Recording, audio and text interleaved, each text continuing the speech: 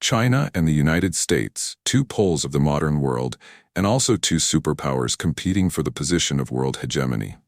Therefore, it is not surprising that the two sides often have conflicts and opposing views in almost every field, from culture, politics, academia, military, and most obviously the trade war between the two sides that has been going on for many years. However, it is clear that the story of confrontation between countries is not strange, and that certainly cannot prevent people on both sides from having sympathy for each other.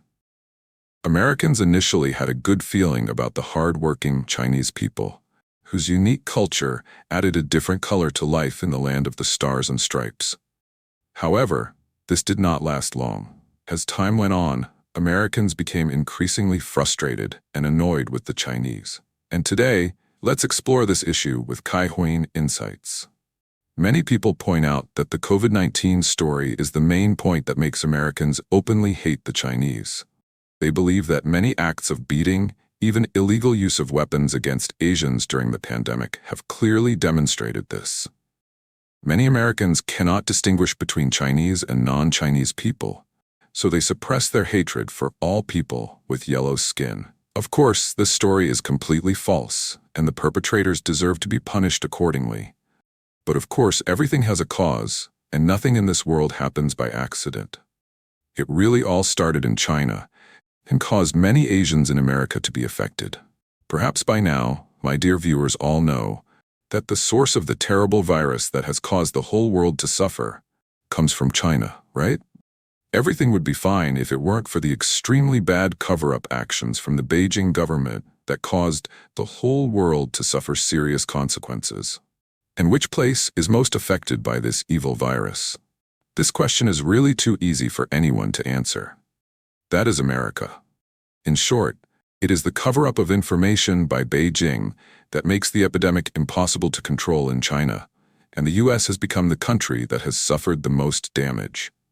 However, in my opinion, the story of China being hated by the American people is not simply because of the above reasons.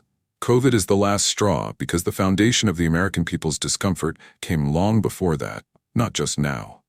The four pillars that underpin Americans' unfavorable view of China are ideology, military politics, economics, and finally, security. In an open-ended question from the Pew Research Center, which provides information on social issues, public opinion, and demographic trends, Americans were asked to name any country that posed the greatest threat to them. Accordingly, 50% of Americans named China, nearly 3 times the percentage who named Russia, 17%. Clearly, the free people have been feeling the unwelcome waves coming from across the Pacific. The survey reflects that Americans' views of China have become more negative over time, especially since 2020. According to Laura Clancy, a data analyst at Pew, the percentage of Americans who have a skeptical view of China has increased from 79% in 2020 to 83% in 2023. One fact shows that suspicion about the country on the other side of the Pacific Ocean has only increased, not decreased. The first point that we can easily see is ideology. Americans, in some aspects, are quite similar to feudal China. That is, they often think that America is the standard for the whole world, and the globe revolves around their powerful country. No wonder that whenever the alien army comes to attack the Earth, New York is always the first to be hit. Returning to the main story, except for intellectuals and people with multidimensional perspectives, many Americans still have an unfavorable view of the political system in China. They wonder why the Chinese people can endure such oppression and brainwashing from the ruling class. Why did the Chinese people live naturally like flies after the Tiananmen incident?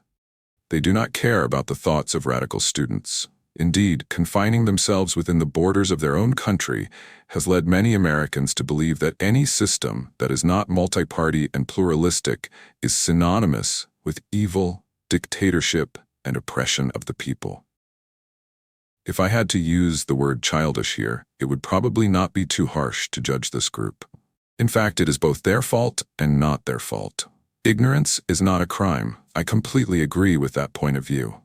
However, having the means to learn and reject, but only believing what they want to believe, is clearly wrong. And unfortunately, there is a large part of the American population, especially in the agricultural states and suburban areas, who have this view of the world in general and China in particular. Importantly, they also don't feel that their perspective needs to be more nuanced. That's why so many Americans support the protests in Hong Kong, demanding a democratically elected government, or, more humorously, freedom for Hong Kong. This video is not intended to be a confirmation of the right or wrong side of the Hong Kong story. However, through the actions of many Americans, we can see that they are somewhat naive to the point of not knowing that Hong Kong has been Chinese territory for thousands of years. Not that Beijing only took possession of this fertile peninsula in 1997. In 2025, we witnessed a rather interesting phenomenon in the relationship between the two countries. What I am talking about is not the trade war or the harsh tariffs imposed by the White House, but the visit to China by famous streamer iShowSpeed to China that made the online community crazy. Thanks to this streamer, many Americans have opened their eyes to Chinese cities, which are even more luxurious than many places in the US. However, unfortunately, the places that Speed goes to are so beautiful, clean, and luxurious that it is suspicious, causing many people to question whether this guy is really just streaming for fun or has some kind of support. I will not comment further on this, but it is clear that the perspective of Americans through this event has not changed, if not to say that some parts are even more skeptical. In terms of politics and military, it is clear that China is a real challenge to the position of the United States in the international arena, especially when in recent years the Beijing government has been trying to build a close relationship with America's longtime rival, none other than Russia. Looking at it objectively, we can clearly see that China wants to have in its hands a partner with military potential that is not much inferior to the United States. Not only that, Russia, with its typical hardline ideology, has been directly confronting the United States without flinching. The Americans understand that Russia will act as a cover for the money pump China behind it to carry out many despicable tricks.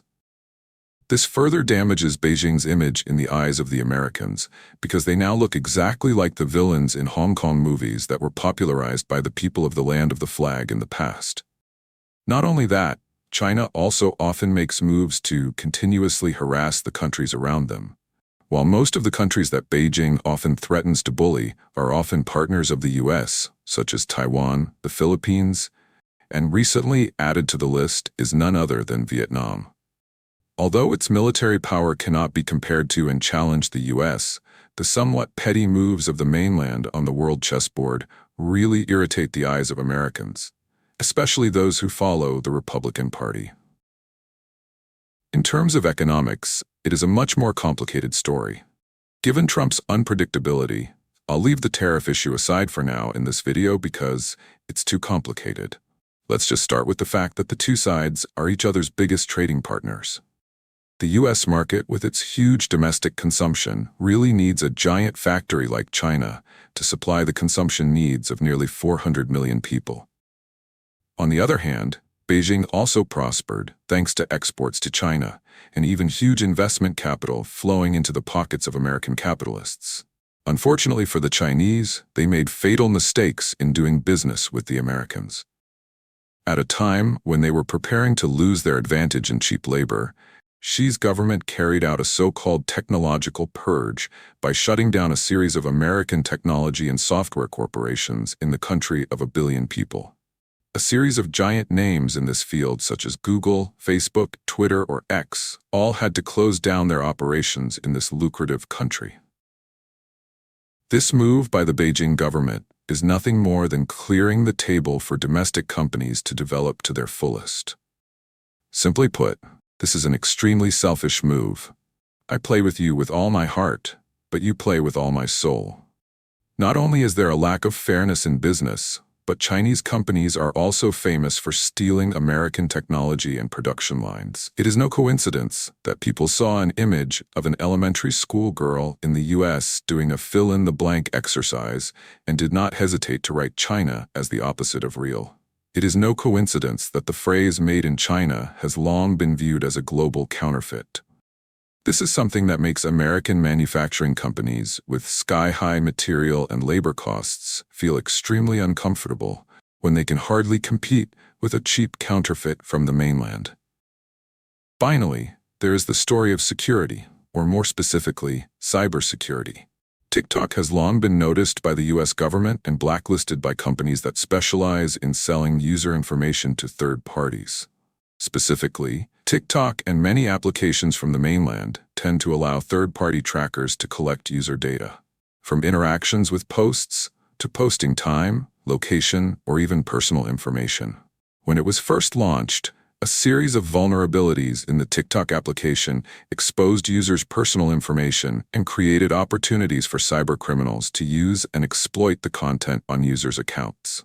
It is a fact that China's international image is extremely negative not only in the US but also in most developed countries such as the UK, 49%, Australia, 47%, especially only 10% of Germans view China positively, while 76% hate China. This shows that the closer countries are to Beijing, the less sympathetic they are towards the Celestial Empire. So clearly, we can see that China's image is really not taken seriously by Beijing when comparing their territorial and economic interests. China's leaders have embraced Cao Cao's view that it is better to betray others than to be betrayed by others. With this mindset dominating China's foreign policy, it is no surprise that Beijing feels no need to improve its national image. It is therefore understandable that the majority of Americans' view of China is clearly not overly positive.